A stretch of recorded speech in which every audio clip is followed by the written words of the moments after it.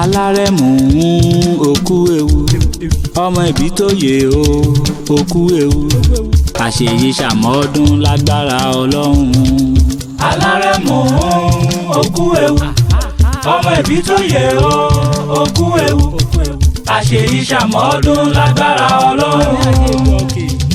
oyè ẹja mọ́rẹ́lí alárẹ̀mú tààràtà anáwó tẹ̀ríntẹ̀yẹ alhaji ọmọ oyè ọmọ ìbítóyè tí ń jẹ́ oyè níyì ìwọlé mi kí lọ́wọ́lọ́wọ́ alárẹ̀mú o ṣó bẹ́ẹ̀ lé ní abó ti ròde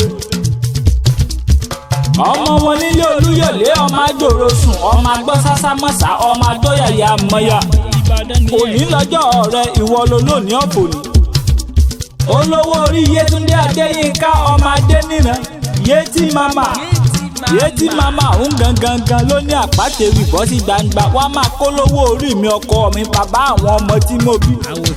my best part my better half my joy giver kò máa ló ti ń ṣiṣẹ́ orí ajé òkèlè òkun délé lágbára ọlọ́run.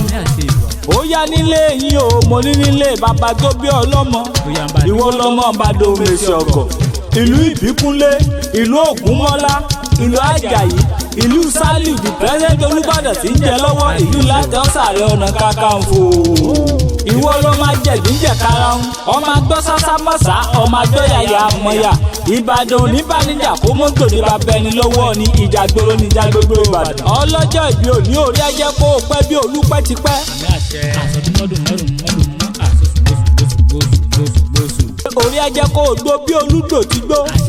bó o ti sọ ní èyí nínú ìyìn ẹ̀yẹ owó rẹpẹtẹ àtàláfíà tí ń ṣe bálẹ̀ ọ̀rọ̀ láyé ń bí wàá tún fara rẹ ṣe èyí tó ń bọ̀ lọ́nà. ó ní báwọn rí kúwe ó ní ló gbé sọnù bí ó ṣe bí ọmọ. orí ló mọ jẹ́ o ní dìrù lágbára Elédùmarè ọba mi dúdú bíi kóró oṣù. ọlọ́jọ́ bí òní ìwọ sámọ̀ rìn mọ́ yan fanda mọ́ dá kọ̀jọ̀kọ̀jọ̀.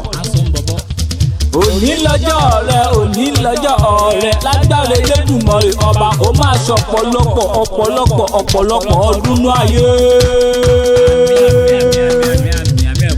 èmi kó ọkú ewu ilẹ̀kẹ̀ ewà wòdì ọlọ́jọ́ bí òní òkú ewu ọmọ ibi tó yẹ owó ewu àrẹ̀mú àrọ́dúnjọdún àròsùjọsù orí ẹjẹ́ kó o pẹ́ kó o dára lẹ́wà bí ọ̀ṣun.